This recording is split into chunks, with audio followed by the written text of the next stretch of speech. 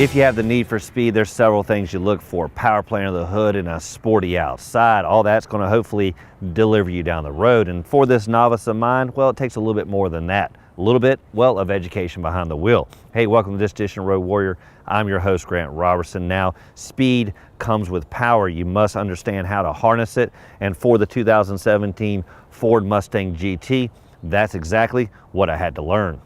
The last time we had a Mustang was about a year ago. Snow graced the ground and, well, it made for a slippery affair, but the Mustang actually still handled quite well. Now, the difference with that one and this one, well, is two letters, the GT. Now, what that means is, well, so much more power here at the rear end, and that's one thing I found right when you stomp on the gas. Now, first off, let's look at the exterior. If you have not looked at a Ford in quite a while, well, the outside is definitely something you don't remember because it's a new era of fastback vehicles. Now, what you'll see is some nice wide haunches, similar, of course, to other vehicles like the Charger, the Challenger, everyone going to a throwback Thursday, really, getting a pronounced rear end with a little bit of flair here with the rear spoiler. Now, what I like is we haven't gone truly old school throwback Thursday with a huge attachment here, but a little bit more refined. Now, what you also see is the electrifying blue here on the outside. Last year it was in a canary yellow.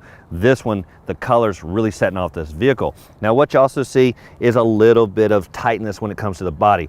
Just a hint of flair, and they even kind of modeled it right where the handle is. So design appointments really go with all the effects on the vehicle. And of course, they round it off with some lower flair at the bottom. One thing that scares me with any two-door is really the overall scale. Most of the time it's pretty small, but not for the Mustang. Now, what you're going to find is quite lengthy numbers. 188 inches overall, easily creeping in even into the mid-size sedan segment. You also notice a fairly stretched wheelbase at about 107 inches. As for the height, just about 4.5 feet tall and a little bit over 6 feet wide. One note, those numbers continue on for 2018. The Mustang definitely has a striking profile, but where it all starts is at the good old grill warfare, because long before they hear the rumble on the hood, they're going to see that front end, and it's got to be aggressive and hopefully scare traffic out of the way. Now, a couple of changes for 2018 coming compared to what you see here. Starts with the hood a little bit lower, a little bit of change when it comes to the vents, and a little bit of difference when it comes to the sculpting. Also, you'll see a little bit of redesigned grille through the middle here, and also a change in this lower light. But pretty much what you see here continues for 2018, especially with the wow factor. Body color all the way around, and especially with that nice aggressive lower fascia. Now, I'm a big fan of brain over brawn, and well, you could argue that the GT definitely is the opposite, but there is a little bit of brain power when it comes to this vehicle. Now, I talked about the overall width, and with the mirrors, it's easily creeping over 80 inches, which could make for a banging affair in the tight spots. But what I like is these do break away just a little if you need to tuck them in. Now, as for ingress, this is some of the brains on this vehicle. It is more intuitive than some of the other models. Basically, you got the smart key in your pocket, and what I like is as you reach up, it knows you're there and simply unlocks and opens with ease. As you walk away, just simply press right here, it locks it back. Now, moving to the back end, the good old fill-up area, one Achilles heel to this vehicle. After all, this is kind of a showstopper and could set you up for a little bit of vandalism should you, well, be too aggressive and maybe make your neighbor a little bit mad. They may affect your vehicle in this area. So what I prefer is a locked fill-up area. Well, not the case for the GT. Instead, it pops open all the time. Now, what I do like is it is the new capless system, so they've at least gone new school in that area.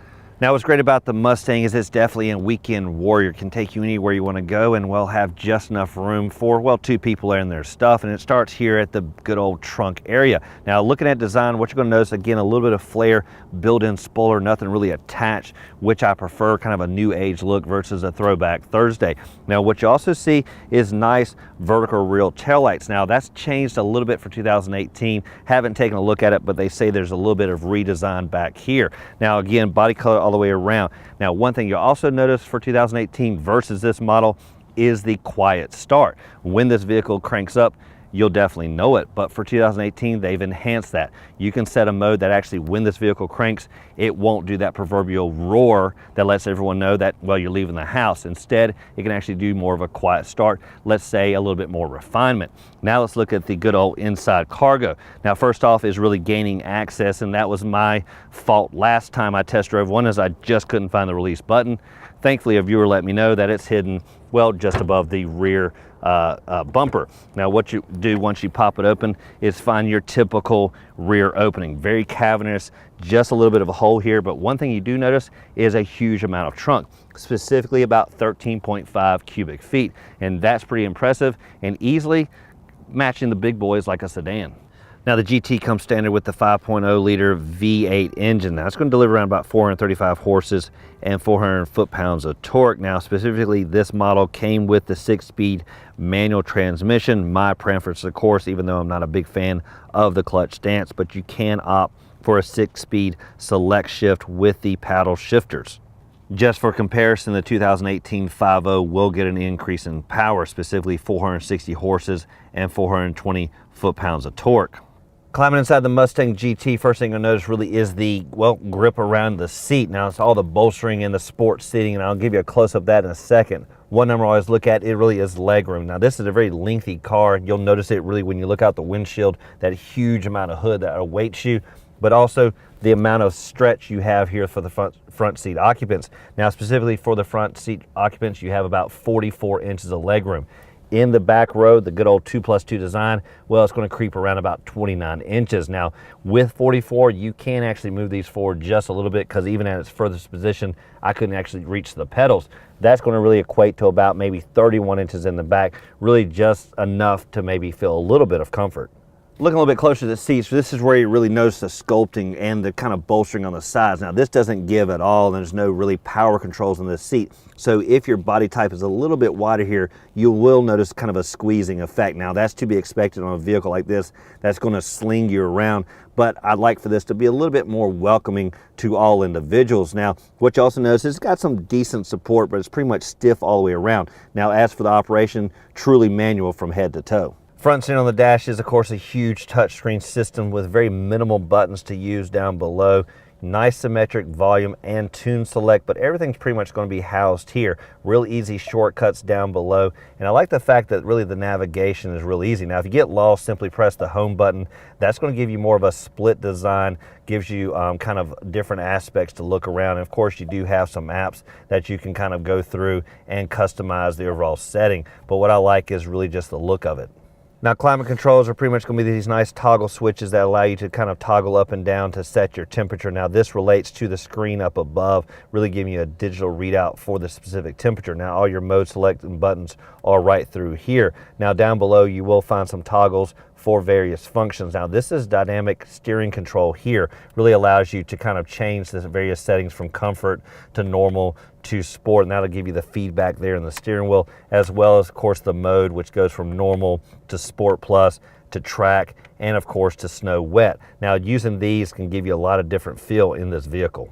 When it comes to the gauge cluster, first thing to notice is really kind of an old school look. Analog tach and speedometer and these huge cylinder ports, and in the middle a nice digital readout. Now this is really handy and really gives you a lot of information as you're going down the road. You can really scroll through it and customize it. The one thing I couldn't find though was a digital readout for the speed. With all this information in the middle, the one thing you couldn't figure out is, well, just a numeric number. Instead, you really had to refer to the needle over on the right, which is a little bit hard sometimes depending on the steering position, because the steering wheel sometimes just cuts it off, and my eye always want to go to the center. Now just a heads up, this has all kind of been replaced for 2018, gone more with a digital readout for all these gauges. On the steering wheel you'll find tons of buttons, specifically on the right side for entertainment and your phone usage, and on the left side for setting your cruise control, and of course changing your gauges there in the middle. Now if you're into monitoring your performance, there is a track app on this vehicle. Simply select it and you can actually look at all the various functionalities and recordings for this vehicle, basically allowing you to monitor kind of your performance with it. Now this again has been enhanced for 2018 and really taken to the next level. Way down low on the dash, one thing you'll notice is a little bit of a tray that it will hold any electronics. Now one thing to note, the phones keep getting bigger, so this is just big enough, and when you lay it there it does kind of block all your controls here, but you do have a nice USB connection and a power supply there. Now if you want to find other connections, they are found in the center console between the front occupants.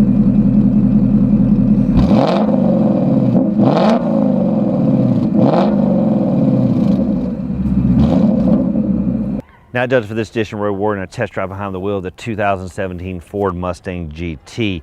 definitely delivering that power in the hood, and well, a little bit of slipping fun at the rear end, but that again came from this novice driver learning his little expertise behind the wheel. What we also like overall is, of course, the fit and trim on the inside. Now, if you look for the 2018, you will still love this type of profile because they've only enhanced it just a hair, and well, they've also enhanced it even better under that hood. Now, as always, thank you for watching this edition of Road Warrior. Keep both hands on the wheel and eyes straight ahead.